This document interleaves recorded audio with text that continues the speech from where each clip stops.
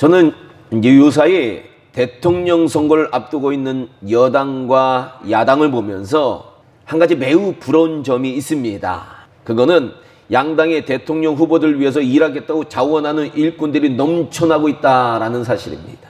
심지어 이 약소 정당들에도 보니까요, 대통령 후보들을 위해서 일하겠다는 일꾼들이 상당하다고 얘기를 들었습니다. 게다가 이런 분들 중에는요, 월급도 받지 않는데 대통령을 만들어 보겠다고 자원해서 밤낮으로 열심히 일하는 분들이 많다라는 겁니다. 그래서 저는 이런 세상 정치를 볼 때마다 좀 씁쓸한 기분이 들어요.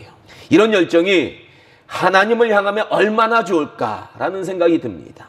대통령은 단 5년뿐이 그 직책을 감당하지 못하지만 우리의 왕이신 하나님은 영원한 분입니다. 그분을 위해 일하겠다고 자원하는 일꾼들이 이 세상과 교회 안에 많아지면 얼마나 좋겠는가라는 안타까운 생각이 든다라는 겁니다. 사실 지금 세상에는요, 수많은 생명들이 사탄, 마귀, 귀신들의 꾀임에 빠져서요, 만왕의 왕이신 예수님을 거부하고 영원한 죽음으로 달려가고 있습니다. 그리고 세상의 죄와 고난과 병, 가난, 좌절, 허무, 무의미같이 인간을 괴롭히는 수많은 인생의 짐들 때문에 거기서 허우적거리면서 빠져나오지 못하고 있는 불쌍한 인생들이 너무나도 많다라는 겁니다. 특히 우리 한국 같은 경우는 자살률이 세계 1위예요.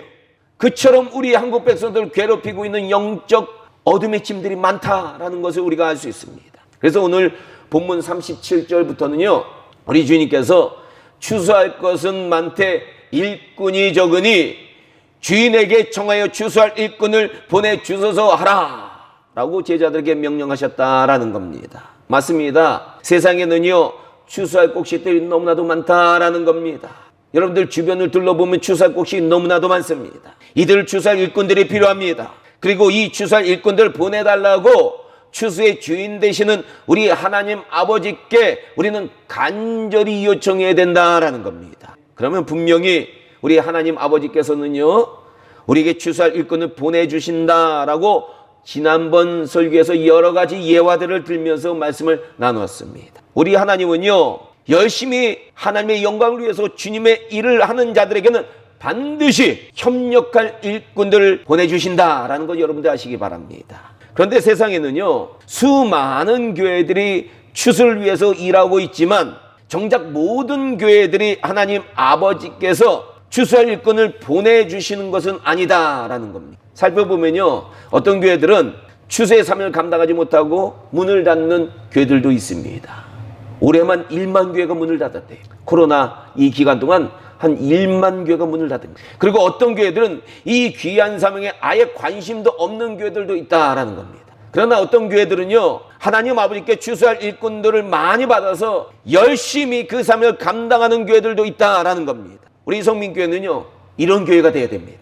추수할 일꾼들 하나님께 많이 받아서 많은 열매를 수확하는 복된 교회가 되어야 될 줄로 믿습니다. 그렇다면 어떤 교회들이 하나님 아버지께 추수할 일꾼들을 받아서 그 사명을 잘 감당하는 교회가 되느냐라는 거예요.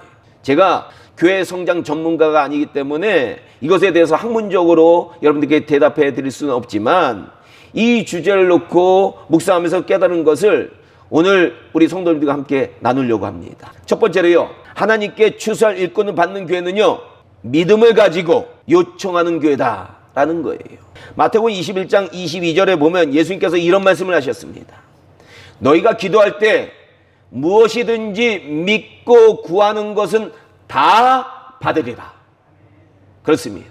주님께서는요, 분명히 무엇이든지 믿고 구하는 것은 다 받는다고 말씀하셨기 때문에 우리는 함께 일할 추수꾼을 보내달라고 하나님께 믿음으로 기도해야 되는 거예요.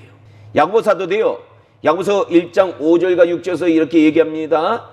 오직 믿음으로 구하고 조금도 의심하지 말라. 의심하는 자는 바람에 밀려 요동하는 바닷물결 같으니 이런 사람은 무엇이든지 주께 얻기를 생각하지 말라. 아멘. 교회도 마찬가지입니다. 하나님께서는요, 믿음을 가지고 구하는 교회는 반드시 일꾼들을 보내주신다라는 겁니다. 설마 하나님께서 우리 같은 교회에 일꾼을 보내주시겠어? 라는 불신앙을 가지면 절대로 안 된다는 거예요. 그런 교회는 하나님께서 절대로 일꾼들 보내주시지 않는다라는 겁니다. 고의 아버지로 유명하신 이 조지 뮬러 목사님, 우리 성도님들 잘 아실 거예요. 평소 수많은 고아들을 돌보는 사역을 하시면서요, 사람들에게 도움을 구하지 않고 전능하신 하나님께 간절히 구해서 5만 번 기도에 5만 번 응답을 받은 것으로 유명한 목사님이십니다. 그는 한평생도 사람에게 도움을 요청하지 않았다라고 합니다. 오히려 날마다 기도와 말씀을 통해서 하나님께 전적으로 의지해서 고아원을 운영했다라는 거예요. 그가 기도해서요, 평생 하나님께 공급받은 돈이 무려 우리나라 돈으로 환산하면 얼마 정도 되는지 아세요? 수십조 원에 해당된다라고 얘기합니다. 어떤 분은 30조 원 정도 된다고 얘기를 해요. 원래 이 조지 밀러 목사님은요, 청년 시절에 믿음이 그렇게 강한 분이 아니었다고 합니다. 그런데 어느 토요일 저녁에 기도 모임에 참석했는데 한 크리스찬이 무릎을 꿇고 간절히 기도하는 모습에 충격을 받아서 영적 도전을 받게 됩니다.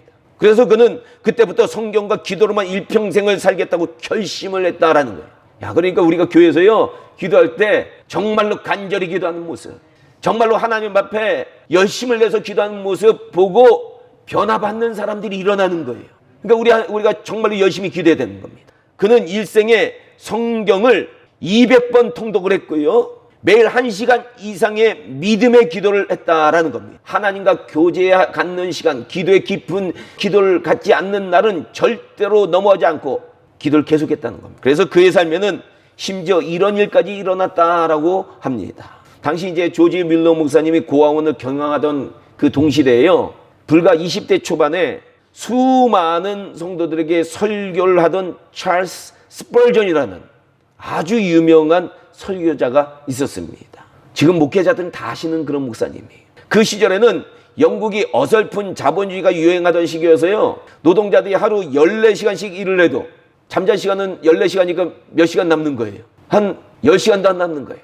14시간씩 일을 해도 아이들 밥을 먹일 수가 없었고, 부한 사람은 한없이 부했고 가난한 사람 한없이 가난했던 시절이라고 합니다. 그래서 이런 사회적으로 악조건 때문에 영국 곳곳에서는요, 고아들이 넘쳐나는 시기였다라는 거예요. 이에 조지 밀러 목사님은요, 원래 독일 분이었지만 영국 그 상황을 불쌍히 여기고 영국에 와서 이 고아들을 돌보는 사역을 하고 계셨는데, 이 고아들을 돌보다 보니까 스펄전 목사님이 300파운드가 필요한 거예요. 그래서 이 목사님은 서재로 가서 곰곰이 생각을 하다가 친구 목사님들 4분에게 전화를 해서, 내가 그대들 교회에 가서 부흥회를 해줄 테니까 사례금 줄 수 있느냐라고 부탁을 했습니다. 그 사례금 가지고 고아들 돕겠다라고 얘기한 거예요. 이 제안을 받은 친구 목사님들은 고아들을 돕겠다는 마음으로 이 스펄전 목사님을 교회 부흥회 초청을 합니다. 그리고 스펄전 목사님이 열심히 부흥회를 하고요, 그 교회들로부터 300파운드의 돈을 받게 됩니다. 이때 이 목사님이 얼마나 기뻤는지 그 모은 돈을 가지고 이제 고아들 충분히 도와줄 수 있겠다라고 생각하고 계단을 올라가면서 하나님께 이렇게 감사의 기도를 했다는 겁니다. 하나님, 저에게 필요한 돈들 다 채워주셔서 감사합니다. 정말 감사합니다. 이렇게 기도를 했는데 이때 하나님의 음성이 들려오는 거예요. 스펄전아, 그 돈 300파운드를 조지 뮬러 목사에게 갖다 줘라. 이에 깜짝 놀란 스펄전 목사님은요, 이 소리를 잘못 들었는가 하고 떨쳐버리려고 했다라는 겁니다. 자기 마음에 안 듣는 음성이 들린 거예요. 그런데 이 음성이 계속해서 3번이나 들려오더라라는 겁니다. 그래서 이 스펄전 목사님은요, 너무나도 화가 나가지고요, 요나처럼 화난 거예요. 그래서 이 300파운드를 들고 조지 뮬러 목사님의 고아원으로 갔습니다. 근데 가보니까 조지 뮬러 목사님이 안 계신 거예요. 그래서 어디 갔나 고아원에 여기저기를 찾아가 보니까 기도실이 있는데 기도실에서 목사님 소리가 나는 거예요. 조지 뮬러 목사님이 기도하는 소리가. 이렇게 기도를 하고 계신 거예요. 하나님, 저희 고아원 고아들 중에 하나가 이제는 독립해서 사업을 하려고 합니다. 사업 자금으로 300파운드가 필요하다고 합니다. 그가 부모 없이 이 어려운 세상을 이겨나가려면 이 자금이 필요합니다. 부디 300파운드를 주시옵소서라고 열심히 간절히 기도하고 있더라라는 겁니다. 이때 이 기도를 들은 스펄전 목사님이 갑자기 화가 난 거예요. 그래서 강대상에 300파운드를 던지면서 여기 하나님의 응답이 왔어! 라고 퉁명스럽게 말하고 가버린 겁니다. 이렇게 스펄전 목사는요, 화가 나서 다시 돌아갔는데 성령님이 역사하셔가지고 자기 자신을 돌아보게 하신 겁니다. 그래서 그는 나중에 이렇게 고백합니다. 그날이 내 인생의 최고의 충격을 받은 날이다. 나는 내 나름대로 최대로 수고를 아끼지 않고 돈을 모았건만 하나님 앞에 나아가 그 돈을 달라고 기도할 생각은 전혀 하지도 못했었다. 그러나 조지 밀러 목사님은 인간적인 수고 대신에 하나님 앞에 찾아갔다. 그래서 그 돈을 조지 밀러 목사에게 다 뺏겼다 해도 나는 할 말이 없구나. 바로 그날의 경험이 스펄전 목사님에게는 얼마나 뼈아프게 사무쳤는지요. 그는 또 이렇게 말을 했다고 합니다. 나는 다시는 인간적인 방법을 쓰지 않겠다. 나도 조지 밀러 목사님처럼 하나님께 기도만 하리라. 이 결심의 결과로요, 스펄전 목사님은요, 매일 절대로 10분 이상 하나님의 임재를 놓쳐본 적이 없다고 합니다. 늘 기도하시는 거예요. 그는 날마다 기도하면서 설교 준비를 해가지고 수많은 영국 사람들과 전 세계 목회자들과 성도를 변화시키는 영국에서 나온 영감 있는 명설교자가 되었다라는 겁니다. 맞습니다. 우리 성민교회 성도님들도요, 이 조지 밀러 목사님처럼 그리고 스펄전 목사님처럼 믿음을 가지고 일꾼을 보내달라고 기도를 해야 되는 거예요. 하나님은요, 그분을 신뢰하고 믿음으로 기도하는 교회는 반드시 응답하신다라는 거예요. 부디 우리는요, 이제 믿음으로 기도해서 나에게 믿음 달라고 얘기해가지고 믿음으로 기도해서 하나님께서 수많은 일꾼들을 우리 교회에 보내는 그 기적을 체험해 보시기를 주님의 이름으로 축원합니다. 이런 것들부터 막 기적을 체험하기 시작하면요, 우리 성도님들은 아마 매번 나와가지고 기도하겠다고 난리칠 거예요. 왜? 기도하면 기적이 일어나거든요. 기도하면 하나님의 놀라운 역사가 일어나거든요. 그런 역사가 우리 성민교회에 일어나야 될 줄로 믿습니다. 둘째로요, 하나님께서 추수할 일꾼을 보내주시는 교회는요, 하나님을 기쁘게 하는 분명한 비전이 있는 교회다라는 거예요. 히브리서 11장 1절과 2절은 이렇게 말합니다. 믿음은 바라는 것들의 실상이요, 보이지 않는 것들의 증거니 선진들이 이로써 증거를 얻었느니라. 아멘. 이 말씀에서 바라는 것이 무엇을 의미하느냐라는 거예요. 단순히 우리가 우리의 욕심을 따라서 원하는 것이 이루어지는 것이 바라는 것은 결코 아니다라는 겁니다. 히브리서 11장에서 말하는 이 믿음이란, 믿음에서 바라는 것이란 하나님을 기쁘게 하는 분명한 비전이다라는 거예요. 그것은 히브리서 11장 3절부터 나오는 믿음의 선배들의 삶을 보면 우리가 잘 알 수 있습니다. 그들은 모두가요, 자신의 비전이 이룬 것이 아니라 믿음으로 하나님의 비전을 이뤘다라는 겁니다. 아벨이나 에녹이나 노아나 아브람이나 사라나 이삭이나 야곱, 요셉, 모세, 기생, 라합, 기드온, 바락, 삼손, 입다, 다윗, 사무엘을 비롯해서 수많은 하나님의 사람들이 여러 가지 고난을 당하면서까지 하나님의 비전을 이뤘다라고 히브리서 11장은 얘기하고 있다라는 거예요. 즉 믿음의 선배들은요, 하나님을 기쁘게 하는 분명한 비전을 가졌기 때문에 그들에게 찾아온 여러 고난을 믿음으로 이겼다라는 겁니다. 그리고 그들에게는 하나님께서 이 믿음의 여정을 승리할 수 있도록 믿음의 동역자들을 보내주셨다라는 사실을 우리가 지난번 설교에서 자세하게 나눴다라는 거예요. 그러므로 우리 성민교회 성도님들은요, 우리가 하나님으로부터 우리가 함께 협력할 추수꾼들을 받기 위해서는 하나님을 기쁘게 하는 분명한 비전을 가져야 될 줄로 믿습니다. 어떤 교회를 보면요, 소외되고 가난한 분들을 돕는 것에 집중하는 교회들이 있고요, 또 어떤 교회들은 깨져가고 있는 가정들을 회복시키는 사역에 비전을 가진 교회들도 있습니다. 또 어떤 교회들은 다음 세대인 어린 청소년 사역에 비전을 가진 교회들도 있습니다. 이처럼 각 교회는요, 그 교회에 주신 하나님의 특별한 사역과 비전들이 있다라는 겁니다. 근데 이 비전들은 우리가 세운다고 되는 것이 아니라 하나님께서 우리에게 주셔야만 확실한 비전이 된다라는 겁니다. 아브라함도 보니까요, 자신이 비전을 가진 거 아니에요. 가만히 있었는데 하나님께서 그를 불러가지고 가나안 땅으로 보내시고요. 그래가지고 순종해서 갔어요. 그랬더니 그곳에서 비전을 주십니다.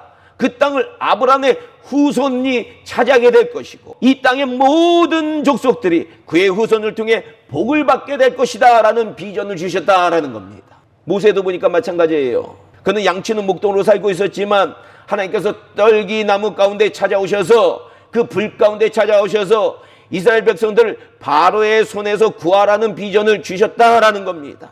그래서 그는 그 비전대로 산 겁니다. 즉 하나님을 기쁘게 하는 비전이란 이런 분들 보니까 내 생각이 아니라 하나님께서 우리에게 주시는 비전을 받아서 그것을 우리의 비전으로 만드는 것이 복된 비전이다. 하나님의 비전이다 라는 겁니다. 그래서 저는요 지금 우리 성민교회를 향하신 분명한 비전을 달라고 하나님께 간절히 기도하고 있습니다. 분명히 하나님께서는요 우리 성민교회에 비전을 주셨어요. 우리 성민교회에 세계 선교라는 비전을 주셨습니다. 그러나 어떤 방법으로 이 비전을 이루어야 될지 우리는 아직 확실히 눈에 보이지는 않는 것 같아요. 그러나 이 방법도 하나님께 받아야 되는 거예요. 하나님을 기쁘게 하는 비전을 받아야 되는 겁니다. 우리가 기도해야 될 게 뭐냐? 하나님, 우리가 분명히 세계 선교에 대한 비전 우리가 받았는데 이걸 어떻게 이루어야 되는지 그 방법론도 우리에게 보여주십시오 라고 기도해야 되는 겁니다. 그래서 이제부터는요 우리 성민교회 성도님들 이 제목을 놓고 간절히 기도해야 됩니다. 이제 우리 성도님들이 우리 오늘 장로님이 기도하실 때도 보니까 세계 선교의 사명 감당하게 되려고 벌써 기도가 나오는 거 보니까 우리 사명이 세계 선교라는 걸 우리가 깨달은 거예요. 그런데 이 방법론이 필요하거든요. 이제 우리가 이 방법론을 놓고 하나님 앞에 보여달라고 기도해야 될 때다 라는 것 모두 믿으시고 여러분 함께 이것을 위해서 기도하시기 바랍니다. 세 번째로 하나님께서 일꾼을 보내주시는 교회는요 선한 일에 힘쓰는 교회다라는 거예요. 에베소서 2장 10절에서 사도 바울이 이렇게 얘기를 합니다. 우리는 그가 만드신 바라, 즉 우리를 하나님께서 만드셨다라는 겁니다. 그리스도 예수 안에서 선한 일을 위하여 지으심을 받은 자니 이 일은 하나님이 전에 예비하사 우리로 그 가운데서 행하게 하려 하심이니라. 아멘. 그렇습니다. 하나님께서 우리를 만세 전부터 예정하시고 창조하신 그 이유는 우리로 하여금 선한 일을 하면서 예수 그리스도 안에서 이 세상을 살아가게 하기 위함이다라는 겁니다. 특히 이 에베소서의 말씀을 전체적으로 읽어보게 되면요 여기서 우리라는 말이 많이 나오는데 이 우리라는 표현은 교회 공동체를 얘기하는 거예요. 그러므로 교회는요 그리스도 예수 안에서 선한 일에 힘쓰는 공동체가 되어야 된다라는 겁니다. 이와 같은 맥락으로요 사도 바울이 디도서 2장 14절에서 또 이렇게 얘기합니다. 그가 즉 예수님이 우리를 대신하여 자신을 주심은 모든 불법에서 우리를 속량하시고 우리를 깨끗게 하사 선한 일을 열심히 하는 자기 백성이 되게 하려 하심이라. 아멘. 이 말씀에서도요 사도 바울은 예수님께서 우리를 위해서 십자가에 죽으신 이유는 우리를 깨끗게 하시고 우리로 하여금 선한 일에 힘쓰는 자기의 백성들 만들기 위함이다 라고 얘기하고 있다는 겁니다. 종합해 보면요 이 교회 공동체는요 세상 속에서 선한 일을 하도록 하나님께서 세우신 공동체다라는 겁니다. 물론 우리 각 개인도요 세상을 살아가면서 선한 일을 늘 하려고 노력해야 됩니다. 그거 당연한 거예요. 근데 우리가 선한 일에 힘쓰게 되면 우리를 통해 영광 받으시는 분이 있다는 거예요. 바로 하나님 아버지께서 영광 받으신다라는 겁니다. 그래서 예수님께서는요 마태복음 5장 16절에서 이렇게 말씀하셨습니다. 너희 빛이 사람 앞에 비치게 하여 그들로 너희 착한 행실을 보고 하늘에 계신 너희 아버지께 영광을 돌리게 하라. 아멘. 그렇습니다. 우리의 선한 일, 우리의 착한 행실을 통해 하나님께서는 영광을 받으신다라는 겁니다. 그러면 우리는 늘 선한 일에 힘쓰는 교회 공동체가 되어야 될 줄 믿습니다. 근데 영적으로 보면요 이 악한 일을 하는 곳에는 악한 사람들이 자꾸 몰려들고요 정치를 하는 곳엔 정치의 꿈을 가진 사람들이 자꾸 몰려들어요. 근데 선한 일을 하는 곳에는 선한 사람들이 자꾸 모여든다라는 것을 우리가 알 수 있습니다. 이것은요 선한 일을 하는 교회는 하나님께서 선한 일꾼들 자꾸 보내주신다라는 영적 의미를 가집니다. 그래서 이렇게 하나님으로부터 선한 일을 돕는 일꾼을 많이 받는 교회들은요, 선한 일을 자꾸 하니까 하나님께서 점점 더 선한 일을 하라고 일꾼들을 보내주시는 거예요. 아니, 일꾼을 보내니까 또 더 선한 일을 하는 거예요. 그러니까 하나님께서 영광을 받으시는 거예요. 그러니까 선한 일을 자꾸 해야 됩니다. 그래야지만 하나님께서 일꾼을 보내주시는 거예요. 그러나 안타까운 것은요, 게으른 사람들이 있는 곳에는 아무도 모이지 않는다라는 거예요. 하는 일이 없으니까 누가 그곳에 모이겠느냐라는 거예요. 게으른 사람은 게을러서 안 모이고요, 자신도 안 모이는 거예요. 그리고 일하고 싶은 사람들은 게으른 사람들이 있는 곳에는요, 할 일이 없어서 안 모이게 되는 거예요. 그래서 일꾼도 영적으로 보면 빈익빈 부익부 현상이 나타난다라는 겁니다.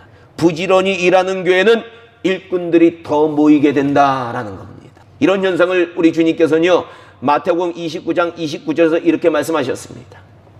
무릇 있는 자는 받아 풍족하게 되고 없는 자는 그 있는 것까지 빼앗기리라. 아멘. 그러므로 우리 성민교회 성도님들은요, 다가오는 신년부터는요, 부지런히 선한 일을 자꾸 도모해야 됩니다.